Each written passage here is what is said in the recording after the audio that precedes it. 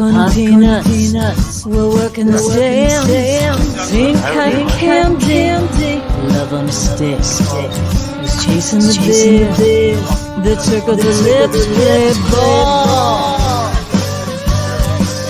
Play ball. Roll it to bases and hang around. Play ball. Oh, good evening, ladies and gentlemen. Welcome to Laughter Saves Live. My name is Johnny La Rocchia, and today my co-host is the lovely and beautiful John Santo. But I look better with a mask. No, I don't think so. I think you have a handsome face. Thank you. We are broadcasting from Paradise Studios, Strong Island Television, from beautiful downtown. Can we say downtown? Massapequa, New York. There's no uptown. By the Long Island Railroad Station here in Massapequa. That'll hopefully get busier and busier as COVID goes down and down next year with the new Vaccine. Can I ask you a question about downtown? Can I sing you the song Downtown by But Petula Clark? Did I get that right? I don't know. I don't know. Just When you're alone and life is making you can go downtown. You can always go downtown. If that's Petula Clark, because I think it's Nancy Sinatra. Who is it? Bobby knows. Bobby, Google that. Hello, I think it's Petula Clark. I think it's Petula Clark or Nancy Sinatra. So if you're just tuning in and you saw earlier that we were having Bobby Valentine from former manager of the New York Mets. Bobby had a little family emergency. First thing we'd like to say is hope everything works out. Bobby, thank you for agreeing to be on the show. And he's definitely going to be on over the coming weeks. We just wish his family well. And hopefully all works out there. So downtown, you mentioned downtown, right? Yes. You ever notice on a police show when they threaten a guy, they always say, we can do this here or downtown. That's right. Don't they ever take the suspect uptown? It's probably means at this point the police station. You know what I mean? But downtown, even if it's uptown or crosstown. Right, but they're never south of the police station when they arrest them. No. What I'm saying is it's probably a synonym now downtown for the police station. Right. See, I always you always see them. You're right. TV shows, movies. Right. They never go up. We can do it here. We can take it downtown. Right. They never say, "Oh, you're going uptown." And you never. It's always going downtown. And you never hear the perp or the big guy go, "No, you know it's uptown." Right. I would love for the perp to say that. Some wise ass perp. That would be you or I would get in trouble. If we were the perp, but I know how to sound. That would be you. That wouldn't be me. Because you're so knowledgeable and so. Oh, I wouldn't know downtown. The cop would go, "Hey, we're taking you downtown," and you go, "Officer, technically, it's across. It's across town." And then the next thing you would see is Santa. Because it's on East 34th Street. We're on West 34th. Hey, we got a wise ass here. But I would sound like every perp on Law and Order. You know what I would say? They all sound the same. Yeah, I drove Jimmy to that bodega, but I didn't know nothing about no murder. Like they never have the proper grammar. They'd come up and go, "Sir, what are you talking about? We were asking you for directions." I didn't have nothing to do with no murder. I want lawyer. Like they never, whenever they lawyer up, like I ain't saying nothing to nobody without my lawyer. I was telling you. What's that? The 2 o'clock. That's the downtown song? See, where's that coming from? Bobby knows. I thought he wasn't allowed to play music. No, he is. Who's the artist? Petula Clark. You were right. Okay, Petula Is it Clark. Petula? I don't know how to pronounce it, whether it's Petula or Petula, but yes, Petulla, 1966. 1960. Now, let me tell you something. That's why it was in the movie Flight of the Intruder. I can't remember an artist from a song from 3 years ago. You know how some things just stick in? What's that song by Spiral Staircase? Every time I hear that song. Round and Round? No. Every time I hear that song, I go, Spiral Staircase. Round, round, get around. What was the first record you ever bought? Were you your age? Were you still on 45s or were you into cassettes? No, we had 45s, 8-track. I still have. I had a stereo that had the record, the vinyl, right, the 8-track, and a cassette. Had all three. Why am I not surprised? Well, that's the way they made them that bad because they couldn't make up their freaking mind as to what they wanted. What was the first 45? Did you have dual cassette where you could make a copy of a tape? I did, and I used to DJ. When I started DJing, I used records, I used cassette. I was the worst DJ. You had to bring in boxes of stuff. Cases. Now you bring that and you Cases, go click. So what was the first record you ever bought? And please sing it for me. The first record I ever bought, LP? It's 45. 45 would have been probably a Genesis song. Really? I like Genesis, the band Genesis. That's with Collins. But my first cassette was the Top Gun soundtrack, and I still have it. Oh, my first 45 was The Night Chicago Died. You know that song? No. Daddy was a cop in the East Side. Wait, he's got it. This? No, that's Spiral Staircase. That's Spiral Staircase. Boy, Bobby's quick tonight. Usually he's not north. Because you can bring him everything up on YouTube. But usually he's not north back there. When I do my show on Monday nights on this network at 9 o'clock, I have the YouTubes up. Yeah. So I play whatever song. Like I was talking to the guest last night about Iron Eagle. Iron Eagle soundtrack I put on.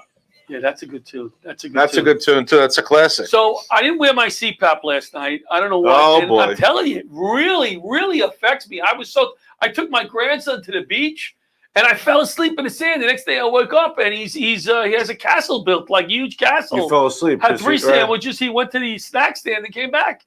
He's 4 years old. Now you have the nasal one? I have the nasal one. I have the fighter pilot mask. I look like I'm flying a Korean war era jet. I used to have those. I stopped at. It helps though. Oh, big time. Makes difference. How bad? Well, your sleep apnea can't be that bad if you're on a nasal one. No, I used to have the other one. You did, but it got less. I don't know, but they gave me this one and I liked it. I stopped breathing 99 times an hour. They said. 99 times an hour. An hour. An hour. They said if I don't correct it, that my brain could become so like mine. Distorted, like that I might start doing celebrity impressions. So that's a side effect of sleep apnea. So I have it bad. I mean, I do a lot of mic drop. What is that? Oh, look, I got a new Met thing. Oh, where'd you get this? I got it. I like it. Where'd you get it? Where'd you get the Met thing? Somebody gave it to me. Nice. You like it? I do. I had that for Bobby Valentine. I was going to bring that. That's a nice one. It's a baseball. It's like I missed the Met with the Met logo on it. He's probably so sick and tired of nerdy fans, you know? But we're You know what he said? The one what? thing he said is, please don't have anybody wear Met stuff. He was uncomfortable with that. Now, I just wore the practice gear. You didn't wear game stuff? Well, no, this is game practice gear. If I would Bobby Valentine when we do the show, I'm going to have my white pinstripe Met jersey. That's a formal occasion. You don't wear the batting practice equipment or the alternate jersey. You wear the home primary. That's a formal occasion. Can I ADD into the next topic here? Yes. Can we talk about fortune cookies? Absolutely. Now, I got a fortune cookie next door.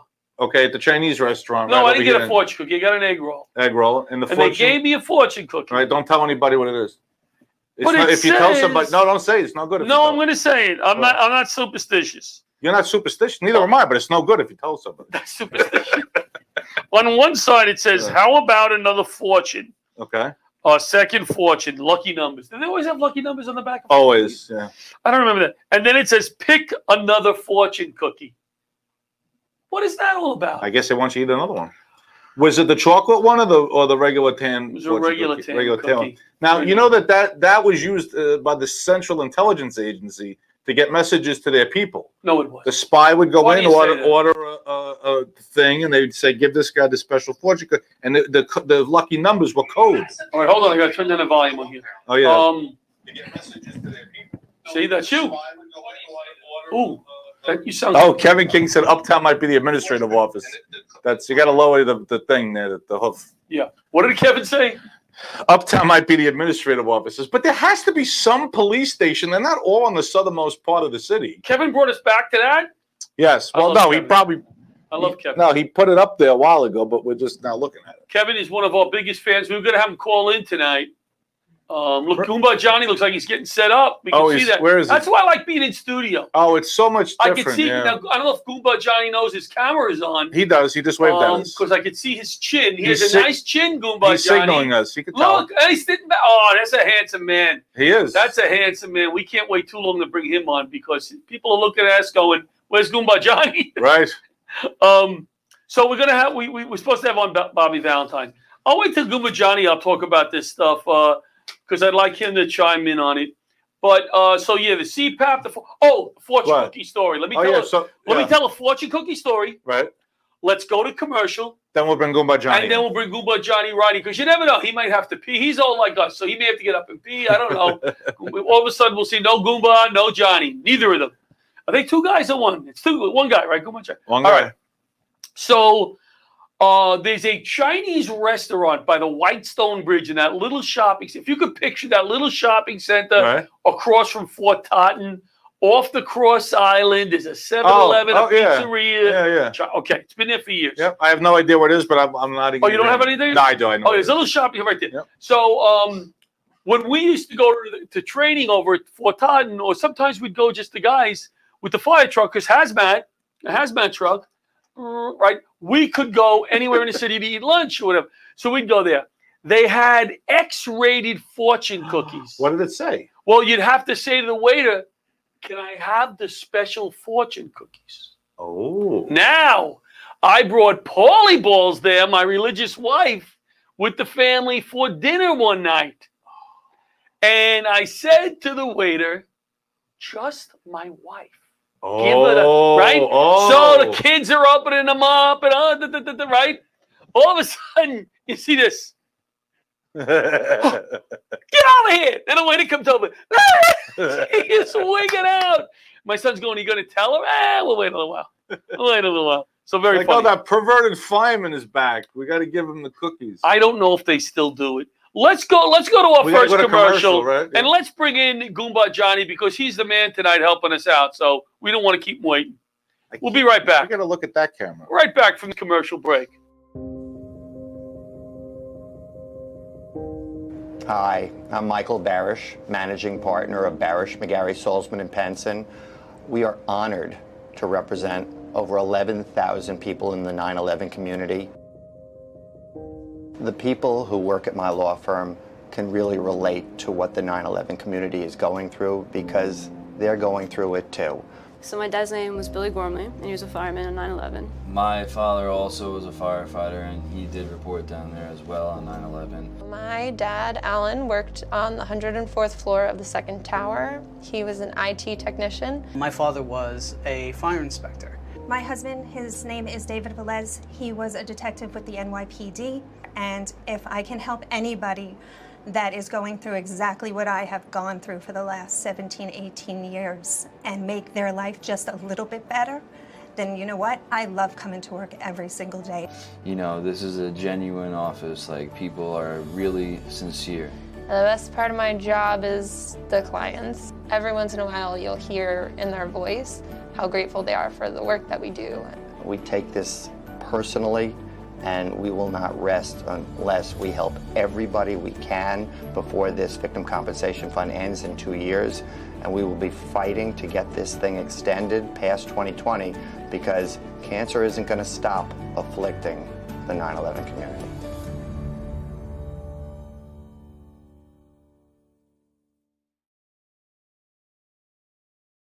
I'll bring Johnny in. We're on now, right? We're on now. That's us. We're on now. That's us. There's Gumba Johnny. We're back from the commercial. We have some professional commercials, Gumba Johnny. I noticed that we are big time. But Gumba Johnny's a real media celebrity, not like us. Well, I know. He's big. That's why when Butch said he would. Thank you very much for filling in tonight. Home run. You know what it's like to produce a show and all of a sudden your guest cancel last minute. Oh, I can't thank you enough. Oh no, it's my pleasure. Thank you, Johnny. Do people call you Johnny? Job. What do they call you, Gumba? What do they call you? You know, it's funny. Johnny is. Johnny's good. Yeah, you don't know how many times that I've had explained to people that Gumba Johnny wasn't my Christian name. Oh, really? Yeah, you'd be shocked. You'd be shocked if people go. Like what? And I'm like, have you ever heard of a Saint Gumba? I mean, That's come on. I'm really surprised, you know. And then there's a certain amount of people that approached me and said, it's not an Italian curse word, is it? And I'm like, no, it's not. It's a term of endearment. Well, thank you for being here. Yeah, thank you. The first thing I wanted to talk about, I'll bring it up, and I wanted you to come on, but this is awesome. We're involved, the Laughter Saves Lives Foundation, with an organization. We hooked up with them a while ago called General Needs Ltd. Susan and Lonnie, I can't believe I remembered somebody's name. Susan and Lonnie, now I can't remember the last name, doesn't matter, from General Needs. He started out giving out underwear to veterans outside the Veterans Hospital. He came out one day, there was a veteran standing there. He looked like he was needy, and he said to the veteran, "Hey, brother, what do you need?" And the guy said, "I could use some underwear." He goes, "Really?" And he ran to the store, came back with a bunch of underwear, gave it to him and a few other guys. That's how he started out. We're going to Long Island City Thursday. 243 veterans were giving them these super duper nice boots, homeless and needy veterans. Right. They all have documentation for the different places they live. They're all listed. You can't just show up, you know. Right. You gotta have be. And 243 veterans, boots, socks, and I think hats again. So we're very proud to be involved with that. We're buying some of those. But if anybody out there wants to buy a boot, I'm rounding off the cost. $60 for these beautiful pair of boots. Buy a boot, $30. Buy a shoelace, $10. So I don't care. You buy the one boot or both boots? Buy one boot. Somebody else will buy the other somebody one. else will buy the other boot. Yeah. So they're the same price, the left boot or the right boot? Left boot, right boot, same price. So what, you know, I read up on your bio quick because I'm not that professional normally. I normally show up here and just. He has no clue. Yeah. I just sit here and I'm an ass for about 50 minutes and we go off the air. That's it. Yeah. I didn't know this, and pardon my ignorance. I didn't know you were a football player. Yeah, big. Yeah, I played some ball. I actually started off. I started playing when I was like 9, and I got up to the professional level. No, I saw that. But what college did you go to play college? I went to a teachers college, State University at Brockport, and when I signed the contract when I got out of college, my first contract was with the Jets. Right. And, they told me I was the first person to sign a contract, a professional contract from the school, because it was only Division III ball. Yeah. So it's a big deal. Yeah, it was the bigger deal when you get to camp, and your locker is in between Marty Lyons and Mark Gastineau. Oh, wow! And everybody's going, "Who's the guy in the middle?" It's Johnny. Yeah, and, you know. And when you get up, you know, it's funny because there was a time, like during a meeting, you know, they wanted the rookies to get up, introduce themselves, and and you know, say what college you come from, you know, and then you know Marty Lyons gets up, Marty Lyons, University of Alabama, right. Somebody gets up, Penn State and Michigan State, and you know, I got up and I said, you know, John Staliano, Brockport State, and I sat down. And they go, "Get back up." Get back up. Go, where? Did you play in a professional game? No, I got hurt in an exhibition game against the Patriots. I hurt my neck, and when I was on the Giants, you know, the Jets, I went to camp with the Jets, and I played in the rookie scrimmage, and then I walked out of camp. I was a little pig-headed, and then the next year I signed with the Giants, and I got hurt. And so I had hey, I got to wear both uniforms. Right. Well, that's cool, though. Yeah, that's really cool. Yeah, it was a big thrill. It was a bigger thrill for my father than it was for me. Yeah. Would you consider going back to the Jets? Because they could use the help. You know, it's funny you're talking about the Jets, and you know, I performed a show the other night, and I opened up and I grabbed the microphone and I said, "Look," I said, "man, the whole world is upside down.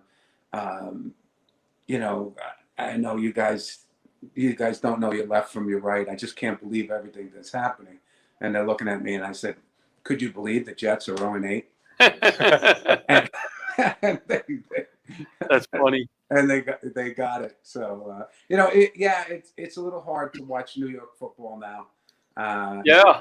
You know. Well, I'm not a big football guy, but I watched a little of the Giants game, and I can't believe basically next week's game means something. They're like 2-7, right? Yeah. So the NFC East is a very very weird division. Nobody seems to want to win it. They got to stop playing against each other so somebody can win some games. Yeah, that's what's going to happen. Right. And probably the way it looks, the team that will win the division might not have a 500 record. Yeah. Right. They could be 7-9 or 6 and. Yeah. 6 I mean, could the Mets be so lucky and finish 10 games under 500? Let me just mention this because I told Butch I would. Again, Bobby Valentine. Hopefully, the family emergency, everything goes okay. Everybody's fine. Bobby is the athletic director at Sacred Heart University. Is former New York Mets manager, like we said. He has a collection of memorabilia to benefit the Jackie Robinson Scholarship at Sacred Heart. Go to collectibleexchange.com. Hey, Bob, can we put that up on the screen? Like a scroll? Can we be that professional? Collectibleexchange.com. And there's a whole bunch of things on there, I guess, that you can bid on. I'll just name a few. Oh, there's something on the screen now, but it's Laughter Saves Lives. So. Yeah. It is Bobby V's jerseys from being a manager of the Mets Rangers. 5 father and son books, a tribute to baseball family, Bob and Aaron Boone. A 5-day, 4-night stay at Rock Creek Cattlemen's Club. Wow. What the frig is that? What do you mean, wow? You don't know what that is. I do know what that is. I looked it up. You don't know. What is it? It's a Cattlemen's Club in Rock Creek, Montana. Oh, you were right.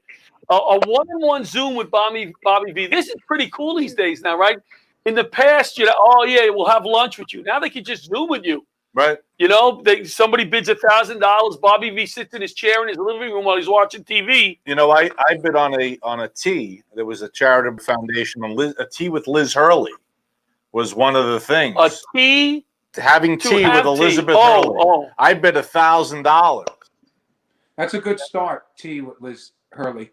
Tea with Liz Hurley. So I would have signed up for it if it was tequila. Well, how cool would have been having tea with a hot English woman? Like, hey, John, let me pour you some tea. She doesn't talk like Elizabeth. That. Queen Elizabeth. Here, Elizabeth, let me pour you another one. Liz Hurley. And I would have been having tea with Elizabeth Hurley. Look, I just popped it. So what I wanted to ask you guys is, they have a Babe Ruth baseball on there. Ah. All right. Now I've sold Babe Ruth baseballs for like $1,000. Really? Yeah. I mean, I just signed an old baseball that I used, and that's yeah. But this is a real one. I was given a lot of memorabilia as gifts, and I ended up. I'm not a collector, but I ended up with a whole bunch of baseballs. I got a Mickey Mantle, a Joe DiMaggio, like a Whitey Ford, and I'm not a collector, but for some reason people thought that was a good gift for me. But these things, some of these things are worth a lot of money. Sure. You know what though? I would rather have a picture with somebody than an autograph. He's a picture guy. I'd rather have a picture, than an autograph. That's just me. I love game used equipment. I have that. A ball that Jake Ram through in Conforto Court. I love that ball. He likes the Mets, Johnny. Well, you want a story about game used equipment? I have a great one. Cool. Go. In the early 90s, I was friendly with Mike Piazza, and I went out to Los Angeles, and he invited me to the game. Oh, nice. So after the game, we went out and we got something to eat. And I said, Mike, I said, you have those blue batting practice jerseys that you have? I said, I love those. I said, could you send me one of those? I said, that would look great with jeans. So he goes, no problem. So I go back home, and he calls me up 2 days later, and he goes, did you get my FedEx? I said, yeah, I got your FedEx. So he goes, good. I said, Mike, I said, you screwed up the whole thing. I said, I wanted a blue jersey. Okay. You sent me a white jersey that's dirty and that's signed. I said, what am I going to do with this? And he burst out laughing. He goes, what did you do with it? Did you throw it out? I said, no, it's in my underwear drawer. He goes, John, I gave you a game-used jersey that I signed just for you. I said, I don't want that, Mike. I said, I don't want you to sign it, and I want the batting practice jersey. So did you get one? Yeah, he sent me. He goes, don't throw out the other jersey. I see. It's like, and at the time he told me, he goes, I don't sign jerseys very often. Wow. And this was like in the early '90s. You know, Mike didn't sign a lot of things. You know, I guess until after his career. Right. You know, I guess he did that for a reason. But I have some Mike Piazza memorabilia too. That's cool. That is. Yeah. That's I don't think I have money. any. I don't think I have any memorabilia. I don't think I have any. Yeah, except for I got this ball. Yeah. I don't. What is that ball? You gave me that ball. That's the spring training ball because we went to spring training. So I took him to spring training. We did some shows out there. Well, you paid for your. Well, I got you the free hotel room. Yeah.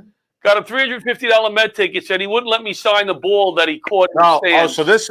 So I was at a game with him. How many times we told the story in the show? But Johnny never heard it. I know, but people are going, here he goes with the ball story I'll tell the short version. So we're at the game. It's in the 11th inning. The game that Wilmer Flores hit the walk-off home run on July 31st. Remember when they said they traded him and he cried on the field? On the field. This is 2 days later. Then they sat him the next day. He hits the walk-off home run. Walk-off home run in the 11th. But before that, Jose Lobaton, the pitcher threw, I forget, the guy after Familia. Did he make up that name? He was number 52, Lobaton. That's a real name? Lobaton was the catcher he played for I'm just testing you because you know. So he fouled off the ball, and we're sitting 3 rows behind the on-deck circle. $350 tickets I won at a golf outing. Right. I bring him. The ball boy throws the ball into the crowd. So the woman in front of me, the Philly fan, got the ball. I was so pissed, right? But then they leave. And then he throws another ball into the crowd, right into my glove. And I look at it. I'm like, wait, hold on. Seasons. He flipped you the ball. It's not going to sound like that in the glove. Like that in my glove. It's going to go, no, it went. No, it went. I remember it different. Right. Nice sound. I thought this was a short story. Well, this is the it short would have version. been if I didn't get into There was 9 innings before this that we usually tell. So this is the short version. So he wanted to sign the ball, and I'm a big. Wouldn't that be nice? Freak. Well, you could sign another ball. Another ball. But I wanted it to be. I put it immediately into a plastic cube. He had like a case this. in his back pocket. In my bag, cubed it. Right? I don't know how you fit a case in your pocket, but he took it out, and the ball was in the case in 30 seconds. Never left that case. I wanted to preserve it as the exact condition it left the game in. Right. That's the right thing to do. Thank you. No, thank it's not the right. Johnny. Why are you saying that? That is the right thing to do. It's not the right thing to do. It would be. Hey, my good friend. You want to hear a funny story? I was sitting behind. That one sucked. Good. I was sitting behind a goal at the Ranger game in Madison Square Garden. A puck comes into the crowd, hits the guy in front of me, right in the head, okay? Right in the forehead. Straight hit. Wow. Boom. Out. And goes into my hand. Right. So I have the puck in my hand. He turns around. He's got a knot on his forehead, and my friend looks at me and he goes, "You're not going to keep it, are you?" No. So I said, "Sir, you more than earned this." You were. Right. I agree. That's funny. Yeah. I agree with that. That's a great story. I went to a game years ago, and I got up to go to the bathroom, and the ball hit my seat. Right. And this poor guy caught behind me, and everybody went for the ball and tackled him, and he ended up under the seat. Right. His clothes were ripped. He had no ball. It was a mess. For one freaking ball. But look at how much you cried that whole game. I cried, yeah. I was saying because I never got a ball. Send the ball to my kid. I was yelling at the bat boy. My kid wants a ball, and you finally got one in the 11th inning. It was 40 seasons I waited for that ball. You know Gumba what? Johnny's here tonight with us. Gumba Johnny's here tonight. But his is a better story. It's a big deal to get a ball or a puck It or is. something like It that. is. But now that I have it, now the next one I get, I'll give to a kid. That's nice. There were no kids at that hour, by the way. The stadium had emptied out because it was extra innings. What do you guys think about the new ownership? We're excited. Very excited. Did you watch today? Did you watch the press conference? I saw a little bit of it, and I've been a Met fan for quite some time, which is unusual because I was born and raised in the Bronx. Oh yeah, it is unusual. Yeah, I wasn't very well received. So and people all the time. You're from the Bronx. How are you a Met fan? How are you a Met fan? My aunt worked for a bank. She was vice president when I was very, very young.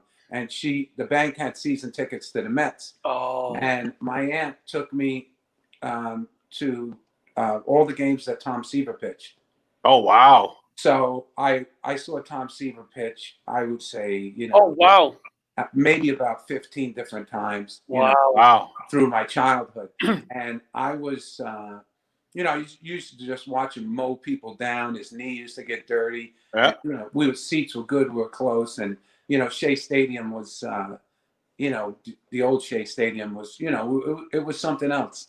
Yeah. And, it had character too, although I do love Citi Field. Yeah, it's a great field. Yeah. Great and field. I fell in love with the Mets, and it's I like the uniforms. I like the team they put on the field, and I just once you're a Met fan, and I don't know why, but so many comedians are Met fans. Yes, it seems that way, doesn't it? It is. Yeah. Look, I can name them all, starting with Seinfeld, Chris Rock, Kevin James, John LaRocchia. Who? John LaRocchia. John, yes. You were going to get it. Was going to take you so long to get to me. I figured I'd get it there. We're going to go to commercial, Johnny. We'll be back in a minute, all right? Okay. Thank you, brother. All right. We'll be back. Oh, is this your which commercial? I don't know. I put Bobby on the spot. He's when someone is choking, brain damage can occur after just 4 minutes. Did you know every 5 days a child dies because of a choking accident? My name is Art Lee. I invented LifeVac to protect my family. LifeVac is an easy-to-use suction device with a special one-way valve to help save a choking victim. I care for my dad, who's prone to choking. Having LifeVac in my home gives me peace of mind. Protect your family. Buy LifeVac now. Thank you, Daddy. Call 1-877-LifeVac or visit lifevac.net. And we're back with Gumba Johnny and John Santo over here talking Mets baseball. Do you have anything that you wanted to mention, push or whatever, Johnny? Anything going on that you want to mention? Just people who want to get in touch with me. It's at Gumba Johnny on Instagram. And, I'm doing a podcast like you guys. I have a podcast, what I do with Vincent Pastore from The Sopranos called the Forget About It podcast on Storic Media. It's up on YouTube, Apple, and Spotify. And we just completed our first season, and it was a lot of fun. I when I left the radio, I swore I would never do a podcast, but I more or less grew up with Vinny, and he asked me to do it with him, and it was a no-brainer. So yeah, it's nice when you're hanging out with your friends. My first radio show back in the day was with my partner who I lost on 9/11, firefighter Tommy Gardner. And those memories, and I said after that I would never do anything again. And then people were begging me to come on again. Nobody. What people? Nobody asked. What people were begging? Nobody asked. Nobody wanted me on again. It wasn't like somebody was there. See, somebody asked, no, but I said, I'll do it again. I'll do it again. John, I come from a long line of New York City firefighters, right up until my brother. Oh, yeah? Yeah, my brother was a lieutenant in Chinatown. My Uncle Michael was a lieutenant in Brooklyn. Oh, wow. My Uncle John, who's my godfather, he did 30 years in Manhattan. there's been a firefighter in my family since 1960. Wow. Yeah. Oh, wow. So I'm the only one. I'm the only one. None of my uncles, they were in the military, but none of them were firefighters. My son is, not going to be a firefighter. I was really. Why does your son volunteer? Because he doesn't want to. I don't know. He doesn't want to follow in his father's footsteps. I was afraid of heights. Not too good with smoke, and not really brave at all. Well, that's gonna hurt. It was. It was a tough 21 years, John. I hated being on the ladder truck because I'm afraid of ladders and falling off burning buildings too. I have to tell you, just from my family, anybody who's a firefighter is a very, very special person. And, I used to hear it all the time. You can earn your whole pension in one fire. And it's really dangerous. And it's a beautiful profession that people put their lives on the line. It's a whole world that unless you do it, Yeah. you don't understand. No. When you say you earn your whole pension, you go day to day and you're working with your brothers and you're having fun and you're laughing and you're eating meals together and you're going at fires. And then there's that one fire that you're in there and you're going, what the frig am I doing? Yeah. How did I end up in here? Well, it's very simple. I mean, you run into fires when people are running out. Yeah. And that's not a normal thing to do. And thank God there are people who are brave enough to be firefighters because, we would be lost without them. I had to go on top of my high school on a 10-degree day. There was a fire in the high school. It was night. We were the first truck there. And they said, John, go up to the roof and inspect the roof and find the fire. I'm like, I'm just thinking of all the ways I'm going to get hurt, right? Because I'm going on an icy roof on a 10-degree day. I'm not wild about ladders to begin with. Now I'm getting off on the thing. And all of a sudden I see this one area where there's water. It's all melted, right? So I said, I found it. It's right under here. So they're like, no, that can't be the fire. That's got to be just the ice melting. I'm like, look, I know I'm a probie and everything, but I know the temperature. It's 10 flipping degrees. This isn't melting because it's melting. There's the fire. I saw backdraft. There's the fire. Do you know Tom DiDario, Johnny? Tom DiDario? Yeah, I've worked with him. He's a great comedian. Well, why don't you hang out with us when we bring Tom on? We'll try not to step on each other. He's the last responder. Tom is the last. I'll let him tell that story. We only told that how many times on the air? Well, we're going to let him tell it. I'll let He'll Tom tell it better than us anyway. Yeah, I'll let Tom tell it. Let's go to our last commercial. We'll bring Tom in. You Right, have Bobby? another commercial? Yes. I have no sponsors on my show. You're playing more commercials than content. Who says they're giving me money? I'm just playing commercials. Oh, that's the truth. I just pull them off the YouTube. I got 0 sponsors. Let's go to our last commercial. MCN, I think it is. MCN? MCN, yeah. Jack, put your phone away. We're having dinner. Hey, guys. Hi, how you doing? What can I get you? You guys want appetizers? For some reason, I just got a craving for smoked meat. Well, you ordered something already. The menu hasn't changed. You looked at it 3 times. I don't know what I want yet. I wanted chicken, but I think it's blackened, so I'll just have a burger. How'd you like that cooked? Medium. Do you have any specials? Specials? Boss, what are specials? What's the matter? You don't know the specials? Look at this smoke. What smoke?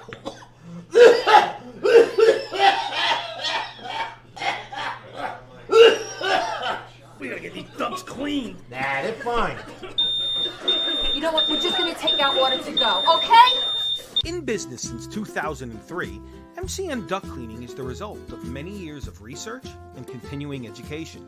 Realizing the need to provide a safer and cleaner environment for families on Long Island, MCN services both residential and commercial properties by cleaning dryer vents, fireplaces, HVAC systems, and so much more.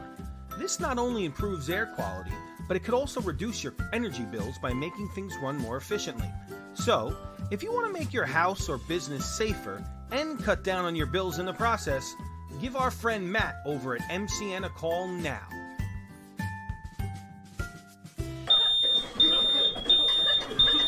Is that steak well done? Maybe call a little bit sooner than these guys did.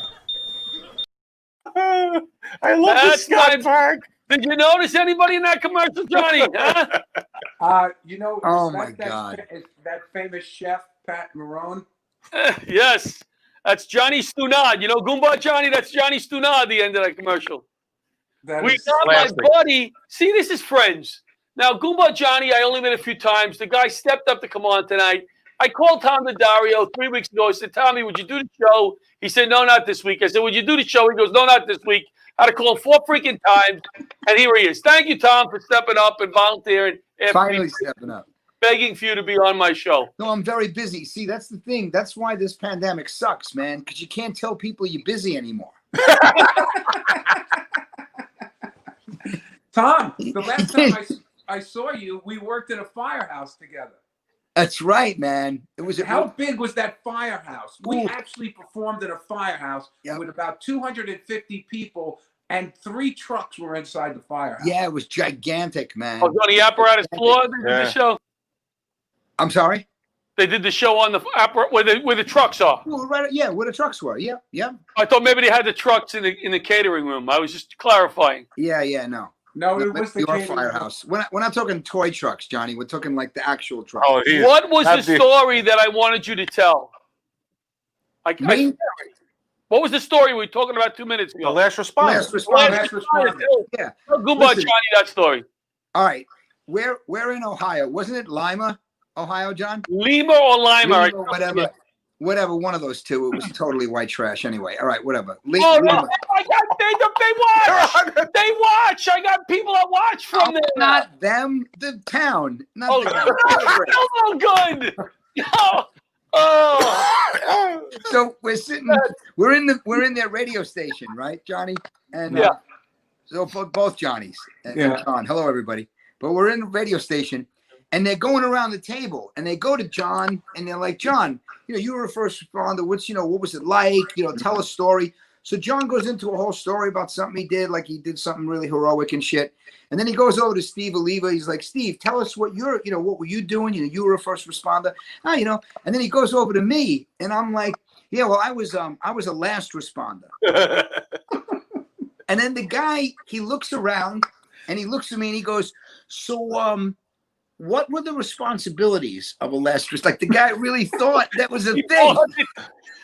The responsibilities. I just realized. Wait, but he didn't pause. He didn't smile. He responded very seriously. Nothing, very seriously. Like I took my job very seriously. I was a last responder. And then he said to me, he goes, but what exactly does a last responder do? And I was like, well, see, after the fire is completely gone and they rebuild a building, I go back there, and if there's like a Starbucks and stuff, I'll go in and get a coffee and make sure the building is okay. You want to see the guy's face? He was just looking at him like he was looking at me like, "Is that a real job? Like, people actually do that?" I took time. You know what was fun about that trip, Johnny? We went to the military base. Yeah. What was the name of the military base? They went to Wright-Patterson Air Force Base, the Air Force Museum. Yes. Wow, that would have been a great trip for the aviation buff to go on. Yeah, I guess it would have. Maybe it was cheaper, John. Don't feel bad. Now, you guys traveled quite a bit, didn't you, with your show? That was it. Those are the 2 stories. That was it? That's it. We went to Florida, went to Colorado. We've been to Ohio. Yeah, Florida a few times. John, remember when I was amazed when we drove through Central Florida and there was freaking cows? Remember that? Driving. Ocala area. You know when you're with certain comics, and they're never off. They're always on. Yeah. And it makes you crazy. They got to be funny all the time, whatever. This guy is not funny all the time. What I mean by that is he's very serious, but in his head, he's always thinking. Yeah. So we're driving down this road, going across Florida from one show to the other, and in the middle of Florida, there's nothing. There's cows, and it's nothing. So we're driving on this road, and there was black cows on this side of the road and white cows on that side of the road. And I'm not thinking anything of it.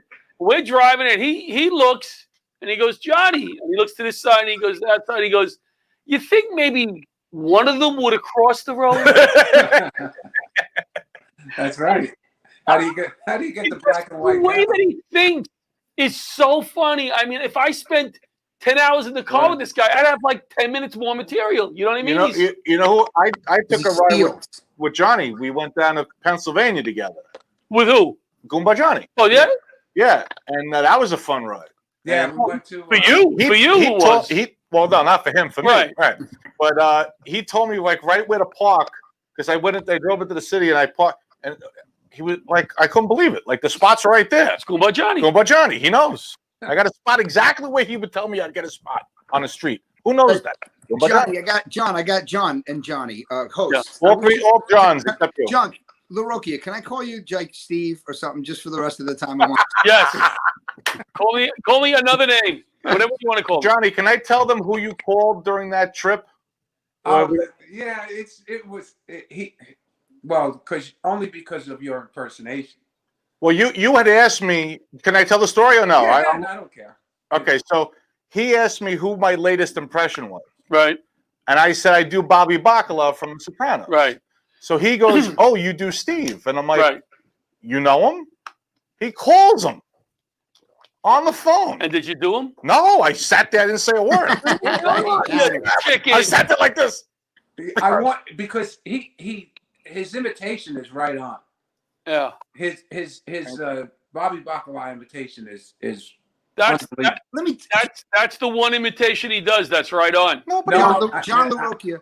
His Tony Soprano. It's good. Yes. When he does his Tony Soprano bit, because me and Johnny worked one New Year's Eve together, and he just totally floored the house. People were like, a couple years ago, right? We did. Yeah, people were blown away. John LaRocchia, I'm sorry. Go ahead, Johnny. Finish. No, it's just he was up there an hour and a half. Destroyed the place. Yes, Thomas. Listen, I got to tell you, man. Next time you got to put me after Gumba Johnny because he's doing a podcast with Pistoria. He's got all these people that were in the fire department. Like I had a cousin that started fires. I don't even do. The guy's coming on in and he's calling famous people when he's driving and shit. I got to call you when I'm driving. Yeah, Tom. Right. You know what? Let me tell you something. No, I'm breaking his balls, but I got to tell you something. I got to tell you a story about Johnny Gumba. That I'm really impressed by you as a person. I got to tell you why. When first of all, he is freaking hilarious. I think you're one of the funniest guys. You're just incredible. Thank you. And when we first started working together a long time ago, you were doing Bananas. Right. And I don't know if you remember, but it was, you drew a good crowd because of the radio, Right. And you used to host the shows because John LaRocchia, I don't know if you guys know this, John Santo, he used to do, he would host it because, naturally he was just starting out doing stand-up, didn't have a ton of material, and he was, really good with the audience. And of course, you went on the radio for years, so you were great with the crowd. So he would host it, do about a half an hour up front, and then bring out, us and other comics working, and then go back out in between. And people loved him, and it was a great show. It was a great idea that you did that, at first. But I got to tell you, man, you were always so humble, dude. Like you would go up and you would do your set, and you did well, because you had great stories, and you were still very comfortable with the crowd, but you were still working on material because you had just started doing stand-up at the time. Yes. And you would always say, let me bring out the real comedians. Yes. And I swear to God, man, I thought you were great, as a comic, but I thought it was even more impressive that you handled things that way. I thought it was very humble and very cool of you to do that. Well, I got to tell you, because when I was on the radio, I managed the comedy club, and I dabbled in comedy when I was working at Shooting Stars in Yonkers. And when I got on the radio, I said, you know what? I said, I need to capitalize on, what's going on the radio. I said, I'd like to go out and start doing stand-up. So I called up Tony Camacho, and I haven't been on stage at that point probably in about 10 years. And I can maybe remember 5 minutes of my act. But I knew if I said I was going to be somewhere, people would show up. I mean, that's the power of the radio. Of course. So Tony Camacho goes, I have a gig for you in New Jersey. He goes, you have to open up for Paul Veneer, right? So I said, fine. So I get there and I see Paul Veneer. And Tom, you're going to love this. I said, Paul, I'm a little nervous.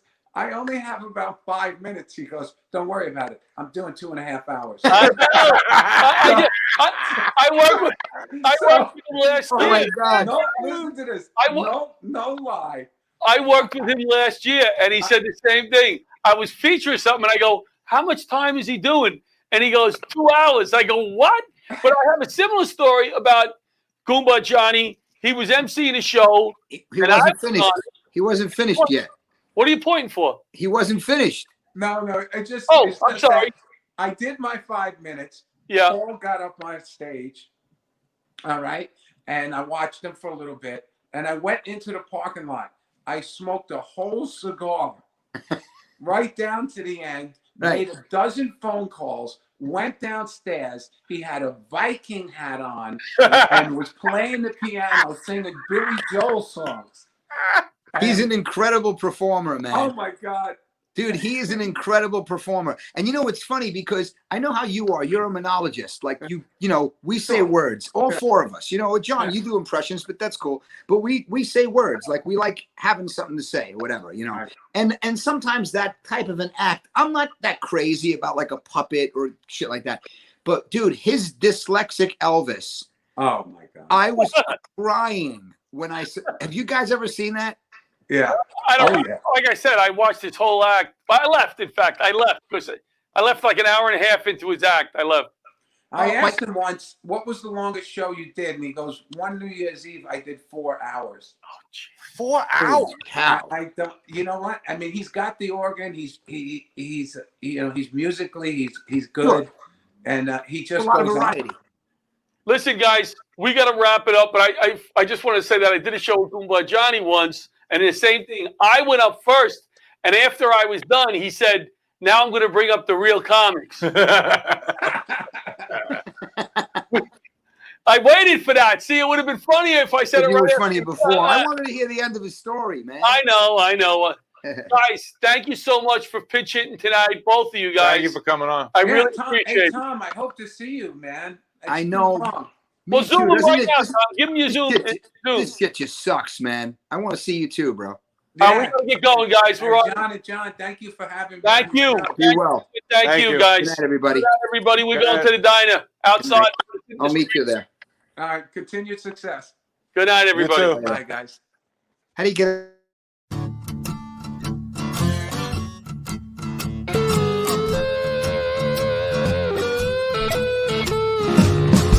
Old leather gloves, we're slapping in hands. Popcorn and peanuts, we're working the stands. Pink cotton candy, love on a stick. He's chasing the beer that circle the lips. Play ball, play ball. Roll up the bases and smack it right over the wall. Play ball. Play ball.